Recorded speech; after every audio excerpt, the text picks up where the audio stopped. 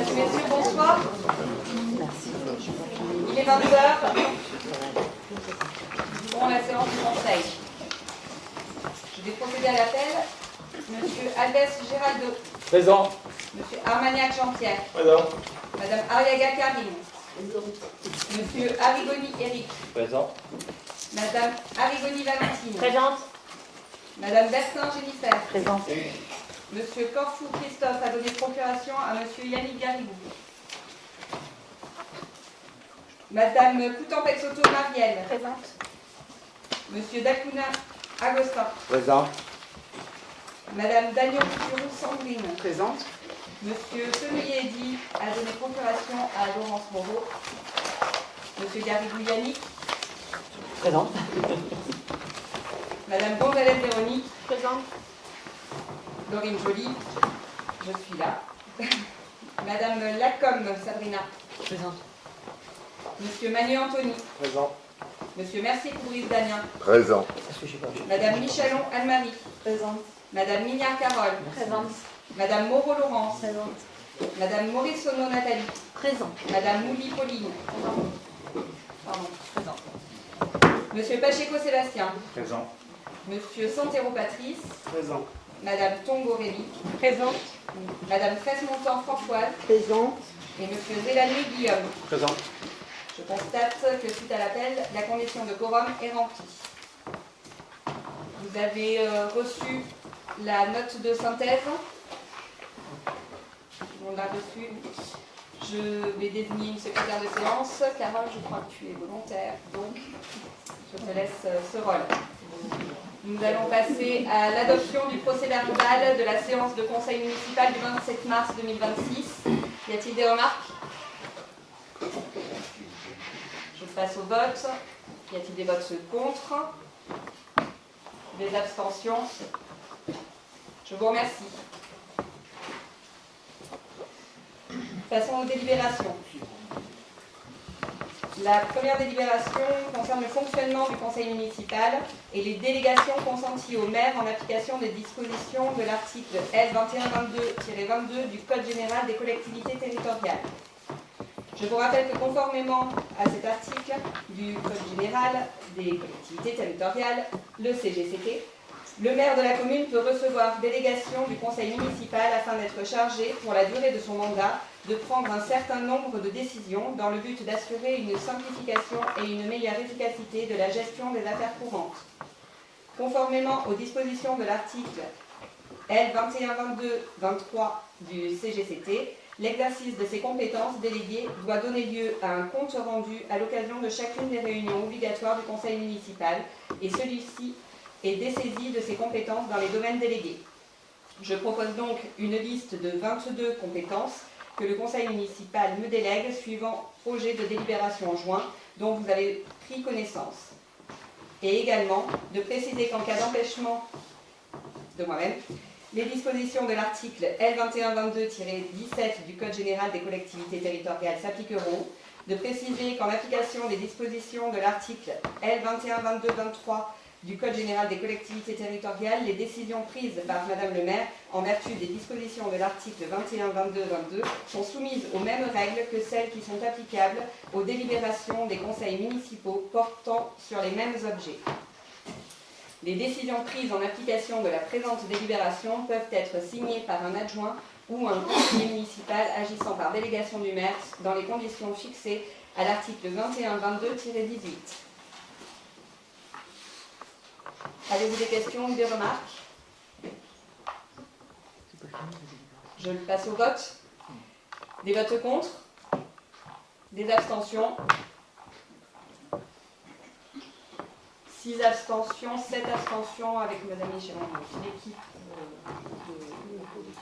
d'opposition, des 2 listes d'opposition. Merci. Je vous remercie. Passons à l'exercice des mandats locaux et des indemnités de fonction d'élus. Je vous rappelle que lorsque le conseil municipal est renouvelé, les indemnités de ses membres, à l'exception de l'indemnité du maire, sont fixées par délibération. Cette délibération intervient dans les 3 mois suivant l'installation du conseil municipal. Je vous propose de fixer le montant des indemnités pour l'exercice effectif des fonctions des adjoints et des conseillers municipaux délégués dans la limite de l'enveloppe budgétaire globale constituée par le montant des indemnités maximales susceptibles d'être allouées aux titulaires de mandats locaux par l'article L. 2123-23 du Code général des collectivités territoriales au taux suivant. Adjoint, taux de 21% de l'indice brut terminal de l'échelle indiciaire de la fonction publique. Conseiller municipal délégué, taux de 6% de l'indice brut terminal de l'échelle indiciaire de la fonction publique. De dire que l'ensemble de ces indemnités ne dépasse pas l'enveloppe globale prévue aux articles L. 2123-22 à L. 2123-24 du Code général des collectivités territoriales, de dire que ces indemnités de fonction seront automatiquement revalorisées en fonction de l'évolution de la valeur du point de l'indice et payées mensuellement. Y a-t-il des remarques? Oui. Alors, avant de voter cette délibération, il nous semble important de porter aujourd'hui à la connaissance de Castelnaudais quelques éléments. Lors de la précédente mandature, les indemnités des 8 adjoints avaient été financées à partir de l'enveloppe prévue pour 7. L'enveloppe globale n'avait pas été augmentée, elle avait simplement été répartie différemment, sans coût supplémentaire pour la commune. Aujourd'hui, la majorité propose d'augmenter l'enveloppe des indemnités des élus de 13,6%, soit 14 452 € supplémentaires par an, ce qui représente, avec la majoration, plus de 100 000 € sur la durée d'un mandat. Bien davantage que les 1 386,50 € que nous avons choisi de ne pas imputer à 2 entreprises il y a quelques semaines et sans conséquence sur le budget communal. Par ailleurs, il y a désormais moins d'élus indemnisés qu'au cours du mandat précédent, 12 contre 15. Pourtant, les taux d'indemnité sont plus élevés. Madame le maire est à 58,3% de l'indice de référence contre 55% auparavant, les adjoints à 21% contre 17% et les conseillers délégués à 6% contre 4% précédemment. L'enveloppe maximale est de 10 065 €. La majorité propose 10 042 € alors que l'équipe précédente était à 8 837 € avec davantage d'élus indemnisés. Dans un contexte où les collectivités font face à des contraintes budgétaires croissantes, ces choix interrogent. Une telle somme pourrait être utile ailleurs. Dans le même temps, près de 600 € d'argent public ont été engagés pour l'achat d'écharpes tricolores destinées aux adjoints, alors que la commune dispose déjà d'écharpes pour les cérémonies officielles. Pour ces raisons, nous voterons contre cette délibération. Bien, d'autres remarques?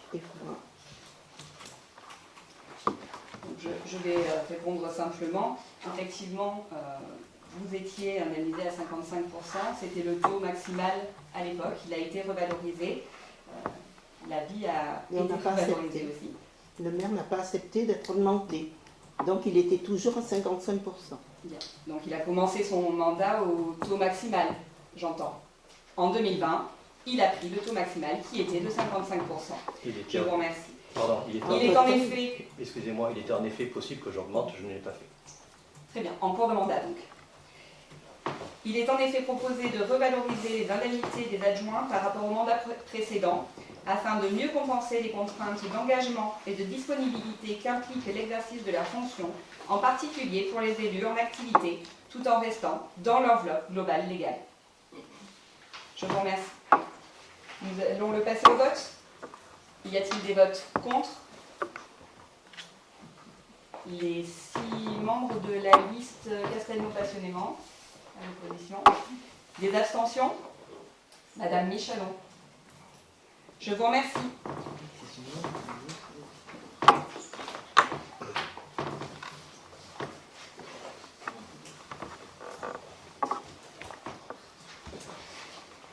Continuons avec les indemnités des élus et la majoration des indemnités de fonction du maire et des adjoints. Je vous rappelle que la commune de Castelnau-de-Médoc, en sa qualité de chef-lieu de canton, avant la modification des limites territoriales du canton prévues en application de la loi numéro 2013-403 du 17 mai 2013 relative à l'élection des conseillers départementaux, des conseillers municipaux et des conseillers communautaires, bénéficie de la faculté de majoration des indemnités pour les fonctions du maire et des adjoints. Je vous propose de majorer de 15% le montant des indemnités pour les fonctions du maire et des adjoints. Les crédits nécessaires seront inscrits au budget communal. Y a-t-il des questions? Je vous remercie. Nous allons passer au vote. Des votes contre? Des abstentions? 7 abstentions, s'il vous plaît. 7 abstentions de l'opposition, des deux listes d'opposition. Je vous remercie. Suite aux élections municipales et au renouvellement du conseil municipal en date du 27 mars 2026, nous allons maintenant procéder au renouvellement des élus membres dans les différentes instances en application des articles de loi correspondants et suivant les projets de délibération que vous avez reçus. Commençons par les modalités de dépôt des listes en vue de la composition de la commission d'appel d'offres. En premier lieu, il convient de fixer les modalités de dépôt des listes en vue donc de la composition du CAO, comité d'appel d'offres. Pour rappel, le rôle de cette commission est de choisir le titulaire pour les marchés publics passés selon une procédure formalisée dont la valeur estimée est égale ou supérieure au seuil européen. Je vous propose de fixer au 20 avril la date limite pour déposer les listes selon le projet de délibération joint. Y a-t-il des questions? Je passe au vote. Y a-t-il des votes contre? Des abstentions? Je vous remercie.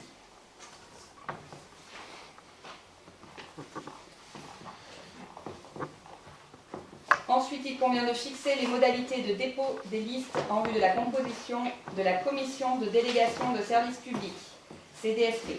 Pour rappel, le rôle de cette commission est de choisir le titulaire des contrats de délégation de services publics. Comme pour le CAO, je vous propose de fixer au 20 avril la date limite pour déposer les listes selon le projet de délibération joint. Y a-t-il des questions? Je vous remercie. Nous passons au vote. Des votes contre? Des abstentions? Merci. Passons à la composition du conseil d'administration du Centre communal d'action sociale, notre CCAS. En vertu de l'article R123-7 du Code de l'action sociale et des familles, confiant au conseil municipal le soin de fixer le nombre d'administrateurs du CCAS, je vous propose de fixer à 12 le nombre d'administrateurs du CCAS répartis comme suit. J'en suis présidente de droit au conseil d'administration du CCAS. Donc les 12 seront répartis entre 6 membres élus au sein du conseil municipal et 6 membres nommés par moi-même dans les conditions de l'article L123-6 du Code de l'action sociale et des familles. Y a-t-il des questions? Juste une remarque, c'est sur la synthèse, on pouvait aller jusqu'à 8 membres élus et 8 membres nommés par le maire parmi les personnes non membres. Donc il y a eu un choix de 6 et 6, donc sur la délibération. Alors, il me semble qu'il y a eu un erratum, non? Non. Non, mais c'est juste une remarque. La synthèse, il y a une possibilité d'être à 8 et la délibération, vous avez choisi d'être à 6 et 6. Je pensais qu'on avait fait une petite note à ce sujet. Effectivement, on est resté sur 6 et 6 parce que cela semble plus simple pour les conseils d'administration pour atteindre le quorum systématiquement et donc permettre au CCAS de se réunir plus favorablement. D'accord. D'autres questions? Je vous remercie, on passe au vote. Des votes contre? Des abstentions? Je vous remercie. Considérant la composition du conseil d'administration du CCAS, il est maintenant nécessaire de procéder à l'élection de ses membres. Cette désignation se fera par vote à bulletin secret au scrutin proportionnel de liste au plus fort reste. J'invite les listes candidates à se manifester. Nous avons reçu en primeur 2 listes, donc une liste proposée par la majorité et une liste des membres présentés par Castelnau Pasolini. Cherchez l'intitulé de la liste. Madame Michelon n'a pas proposé de liste. Une ordre étant toute seule, il est difficile de proposer une liste de 6 personnes. Tout simplement.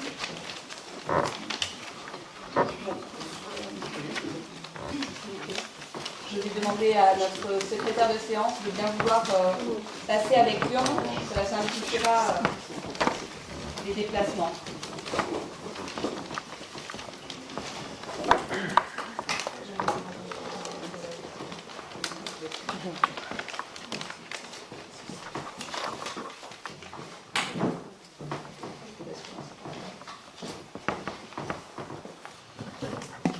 À voter.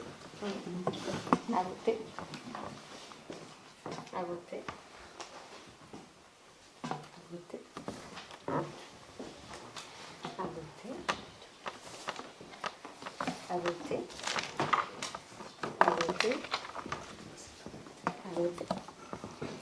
À voter. Madame Moreau a voté pour Monsieur Élie Fenouillet, qui est à la procuration.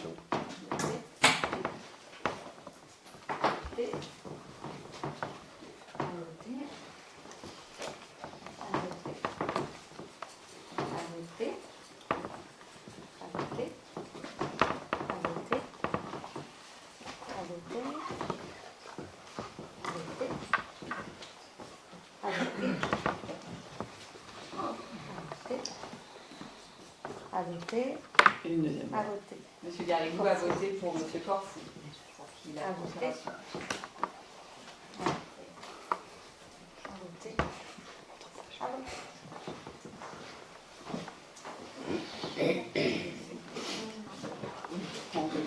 Madame Tresse-Montant, voulez-vous dépouiller plaisir. avec Carole? Je vous remercie.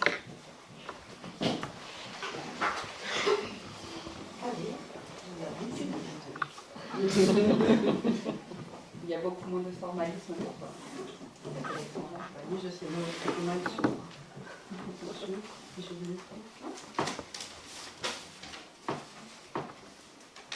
Liste Castelnau passionnément.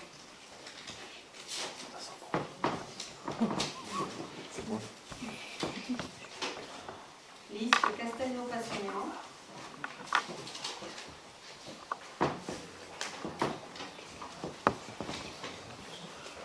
Liste Castelnau passionnément.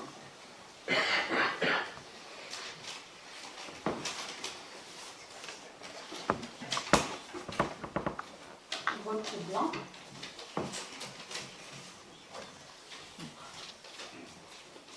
Liste de la majorité.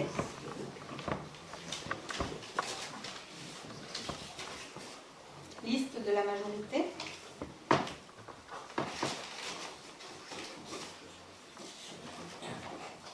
Liste de la majorité.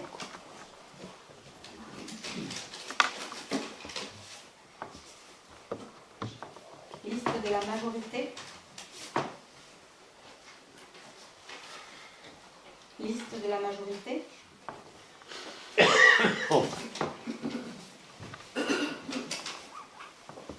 Liste de la majorité.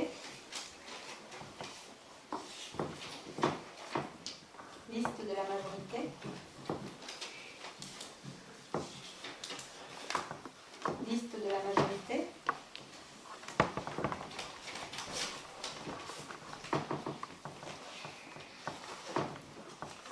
Liste de la majorité.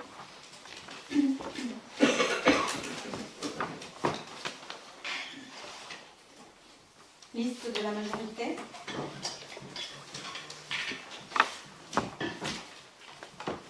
Liste de la majorité.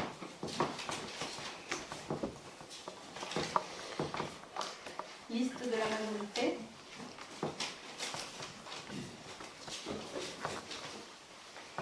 Liste de la majorité.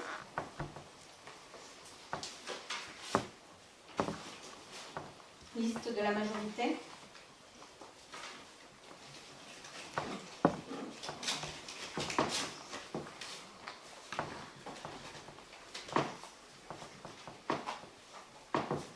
Liste Castelnau passionnément.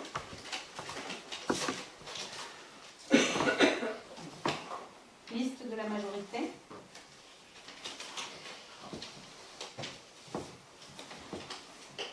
Liste de la majorité.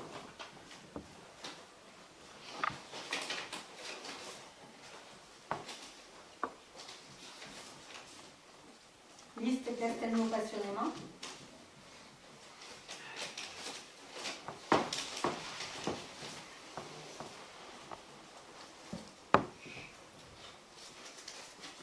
Liste Castelnau-Passionnement.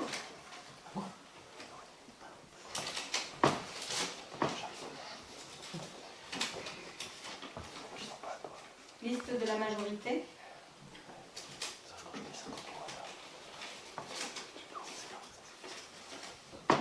Liste de la majorité.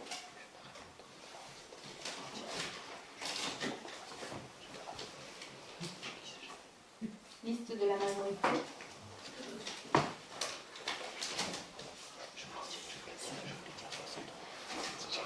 Liste de la majorité.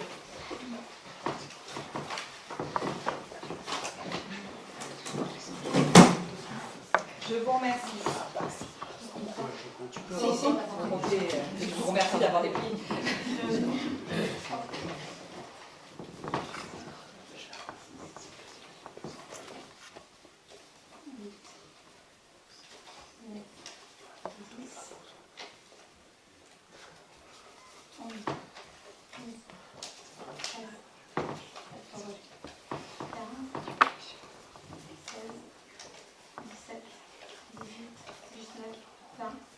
Donc 20 pour la majorité, un blanc. 1, 2, 3, 4, 5 et 6 pour Castelnau-Passionnement.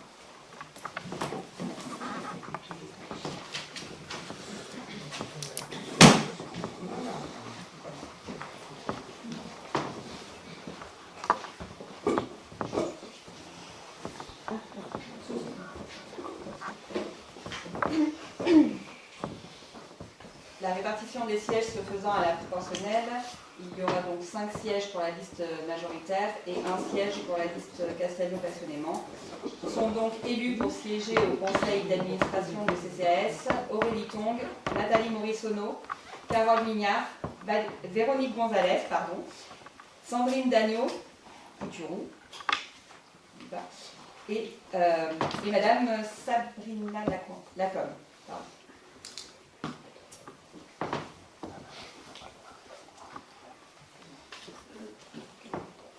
Nous allons passer à la désignation des membres appelés à siéger à l'Assemblée générale des actionnaires et au conseil d'administration de la Société publique locale, SPL, Enfance Jeunesse Médulienne. Je vous rappelle que la commune de Castelnau-de-Médoc, adhérente à la Société publique locale Enfance Jeunesse Médulienne, doit nécessairement délibérer afin de procéder à la désignation des membres appelés à siéger à l'Assemblée générale des actionnaires et au conseil d'administration de la dite société. Il est donc nécessaire de désigner 2 nouveaux représentants de la commune qui siégeront dans les instances susvisées. À cet effet, je propose la désignation de Patrice Santero au titre du conseil d'administration et de Aurélie Tong au titre de l'Assemblée générale. Y a-t-il des questions? Je le passe au vote. Y a-t-il des votes contre? Des abstentions? 7 abstentions, des oppositions.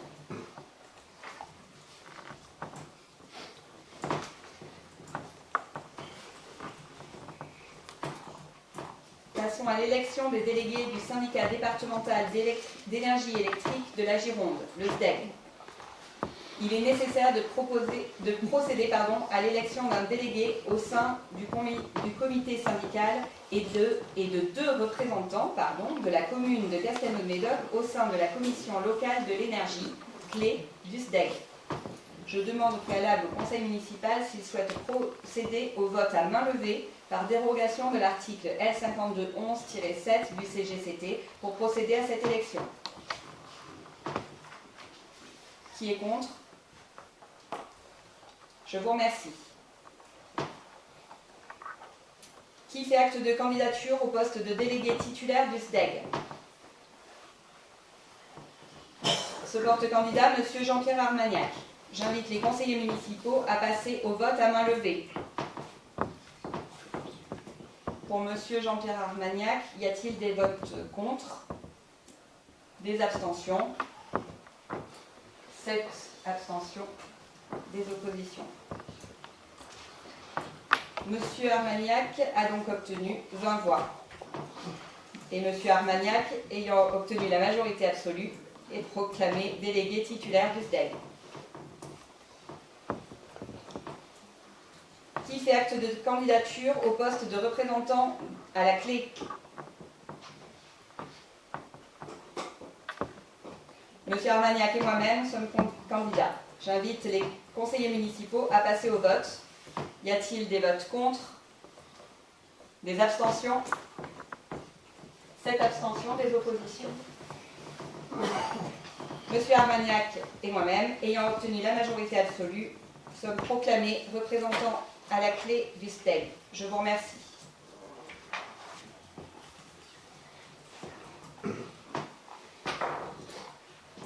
Passons à l'élection des délégués du syndicat intercommunal d'alimentation en eau potable et d'assainissement, SIAPA, de Castelnau-de-Médoc. Il est nécessaire de procéder à l'élection de délégués amenés à représenter la commune au comité syndical du SIAPA, 2 titulaires et 2 suppléants. Je demande au conseil municipal s'il souhaite procéder au vote à main levée par dérogation de l'article L5211-7 du CGCT. Y a-t-il des personnes contre? Je vous remercie. Qui fait acte de candidature au poste de délégué titulaire du SIAPA? Sont candidats à ce poste Jean-Pierre Armagnac et Laurine Joly. J'invite les conseillers municipaux à passer au vote à main levée. Y a-t-il des votes contre? Des abstentions? 7 abstentions, des listes d'opposition. Jean-Pierre Armagnac a obtenu 20 voix, Laurine Joly a obtenu 20 voix, Monsieur Armagnac et Madame Joly, ayant obtenu la majorité absolue, sont proclamés délégués titulaires du SIAPA. Nous allons passer à l'élection des délégués. Qui fait acte de candidature au poste de délégué suppléant?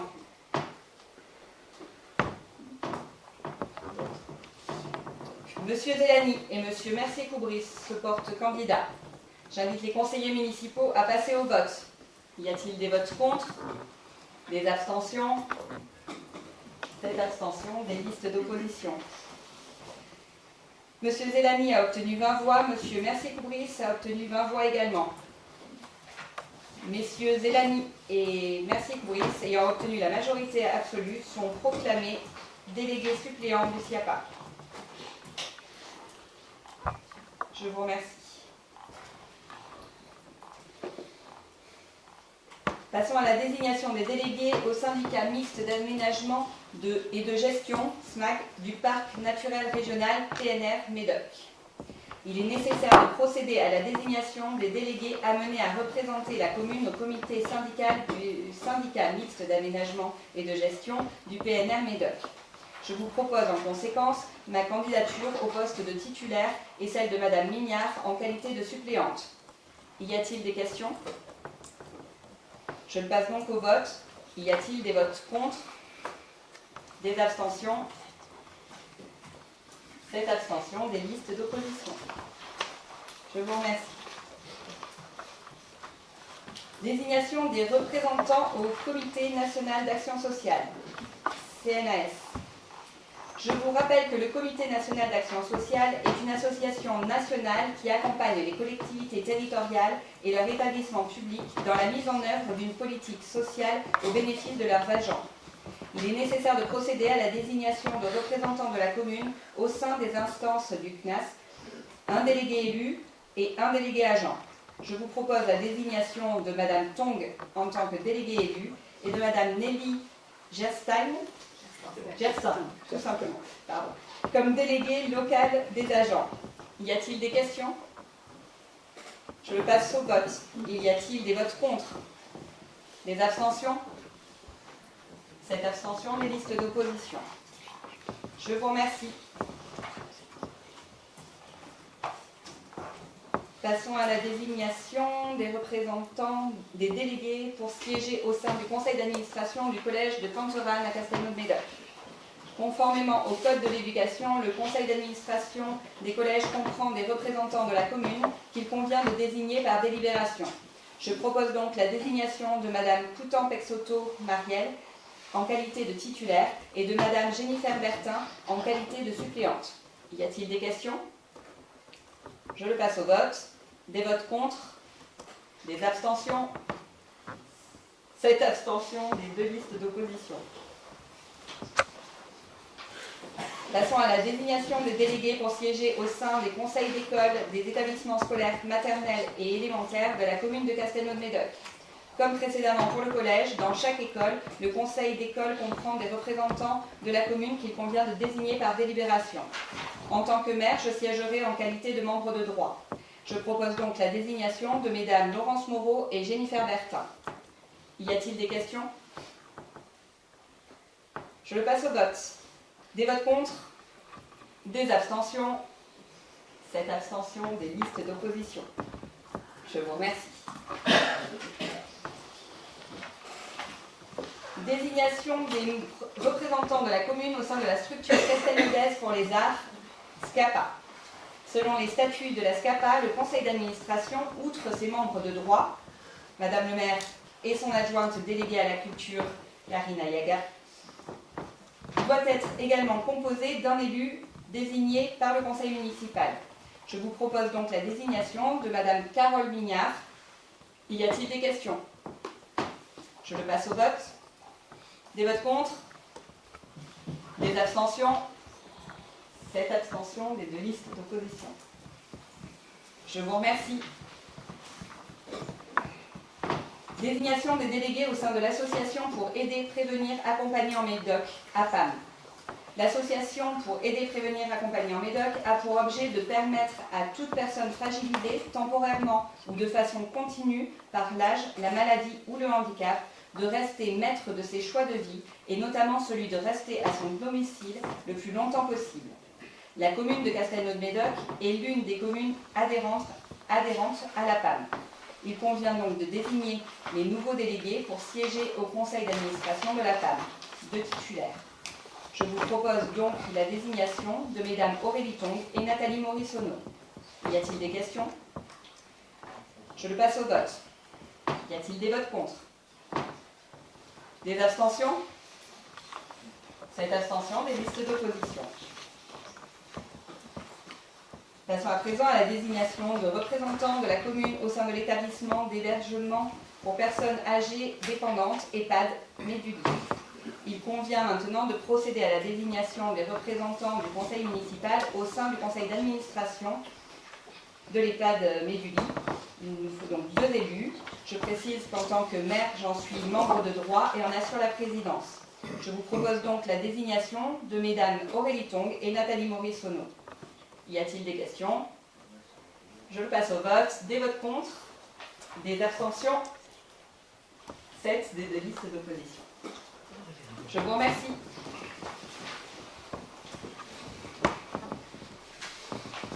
Désignation des représentants au conseil d'administration de l'association des communes forestières ACOFOR Gironde. L'association des communes forestières Gironde défend les intérêts des collectivités forestières auprès des pouvoirs publics et forme les élus.